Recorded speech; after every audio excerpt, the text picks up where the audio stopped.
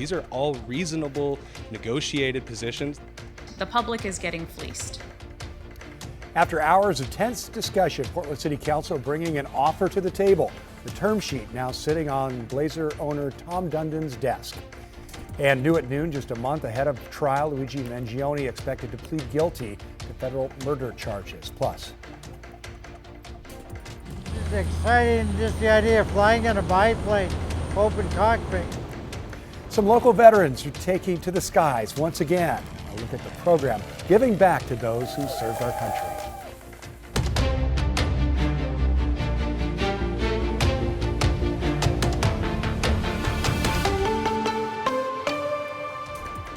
Well, after weeks of debate, public testimony, and questions over how much Portland should spend to keep the Blazers in town, Portland city leaders have taken a major step toward a deal.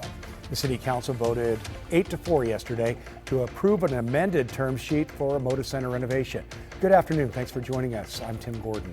The plan could put up to $120 million toward the project, but the vote does not lock Portland into a final agreement. However, it does set the stage for the next round of negotiations. Our Corey Johnson breaks down what the city agreed to and what still has to happen. Getting to that vote took several hours. Councilors started deliberating Wednesday morning at around 10, and they didn't wrap things up until about 1:30 in the afternoon, debating what the city should get in return for putting up millions of dollars. Now, the approved term sheet could put up to $120 million in city money toward renovating the Moda Center, with the goal of keeping the Trailblazers in Portland for at least another 20 years. The city's contribution is part of a nearly $600 million public funding package that also includes $365 million from the state and up to $101.6 million from Multnomah County. Under the city's terms, Rip City Management would pay Portland $3.17 million in annual rent, with 3% increases tied to inflation. That would be in addition to a proposed $3 million annual payment to offset property taxes. Now, the vote passed 8-4. The four councilors who voted no questioning whether the city is getting enough in return for its investment. The term sheet also includes community benefits, limits on how much public money can be spent, and a commitment that the Blazers would play all home games at the Moda Center. Mayor Keith Wilson framing the vote as a message to the NBA. We have 120 days to provide all the information to our negotiators to get going. So this is going to be hard. Nothing has been solved. Nothing is complete, other than one chapter is closed and the important work is still ahead. And the key thing to remember here, this is still non-binding, this term sheet. Wednesday's vote moves things toward more formal negotiations with the Blazers over the renovation funding and a new lease, with a final agreement set to go back before Portland City Council come December. Back to you. And just hours after the vote, the team responded with a statement. President of Business Operations Dwayne Hankins striking a noticeably different tone here, saying, quote, "I want to thank Mayor Wilson, Council President Dumpy, and the City Council for their efforts to this point.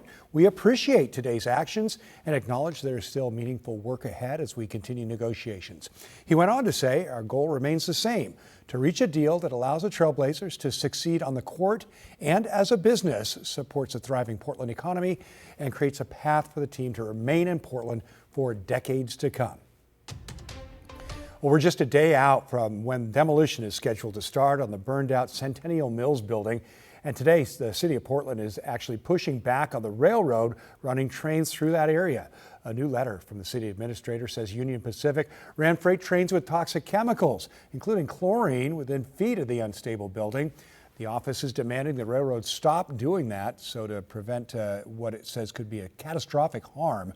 Union Pacific isn't denying this happened, but it does go against a plan it issued earlier this week. In a statement, a spokesperson writing, quote, "Public safety remains our highest priority, and we continue to communicate transparently and collaborate closely with the city." And going on to say, "We respectfully but urgently request that the city provide a demolition plan and schedule for the Centennial Mill structure without delay." The railroad did not clarify whether it intends to continue to run cars with toxic or poisonous materials on the tracks along Northwest NATO. According to the city, the building's owner must begin demolition by Friday, at the very latest tomorrow. All right, taking a live look from our Timberline Sky camera. Yep, that looks like smoke to me. Let me get that confirmed with Rod Hill, who's up on the weather deck. Rod? Yeah, absolutely. That is smoke from the grasshopper fire. Tim, remember that grasshopper fire in the last 24 hours has jumped at least another, 6,000 acres. So that's still a big, big story. I'm up here on the weather deck, brought to you by Rick's Custom Fencing and Decking. If I look off to the west, toward the West Hills, I've got hazy sun. But if I look behind me, back to the east, I can tell that's increasingly thicker haze, and that is what is moving in. Now, it's interesting because we have a west wind flow at the surface, but at 5,000 feet, the winds are north-northeast, and those winds are transporting fire from Washington State and also that grasshopper fire over the Cascades into the valley in an increasing manner this afternoon.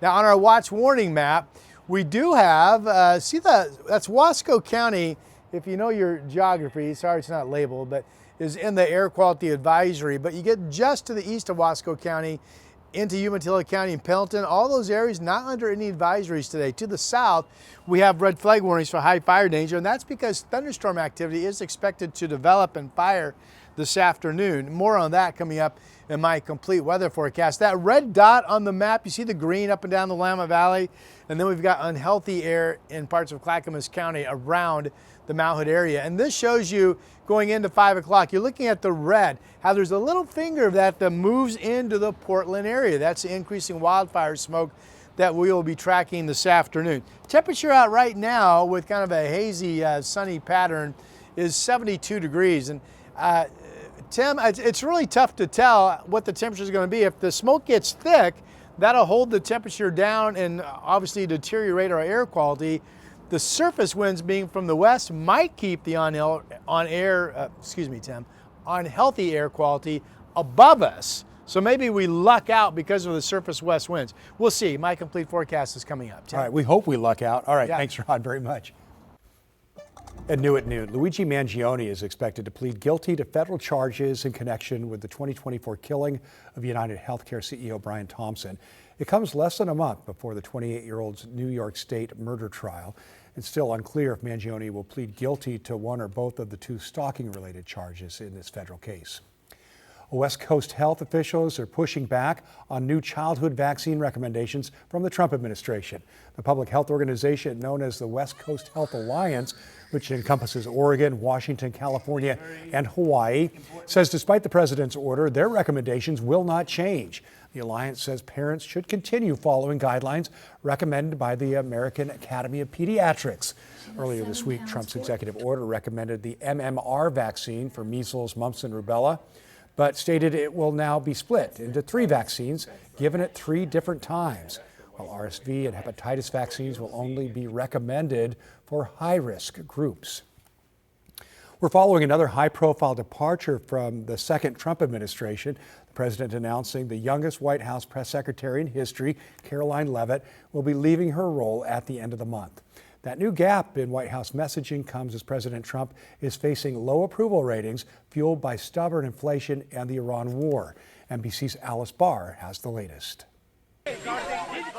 A shakeup among President Trump's closest aides with the announcement White House Press Secretary Caroline Leavitt will leave her role at the end of the month. The president said to spend more time with her young children, adding she'll remain a top outside advisor.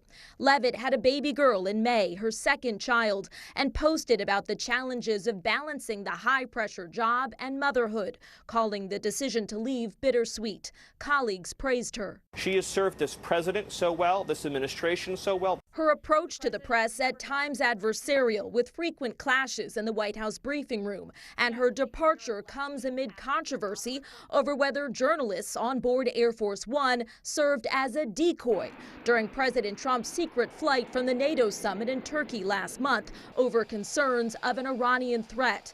It also comes as the president's approval ratings have fallen, with Americans frustrated by the war with Iran dragging on. Despite President Trump's claim Wednesday that the U.S. has total control over the Strait of Hormuz, Iran said that critical shipping channel remains blocked until its conditions are accepted. The bottleneck only adding to stubbornly high prices, with a new report putting inflation at 3.4% in July, ticking down slightly from June, but still above target, with lingering concerns about the broader impact of energy costs. If it stays persistently elevated, energy costs do filter through to other categories. Ongoing challenges and a new search for leadership in the president's team. In Washington, Alice Barr, NBC News.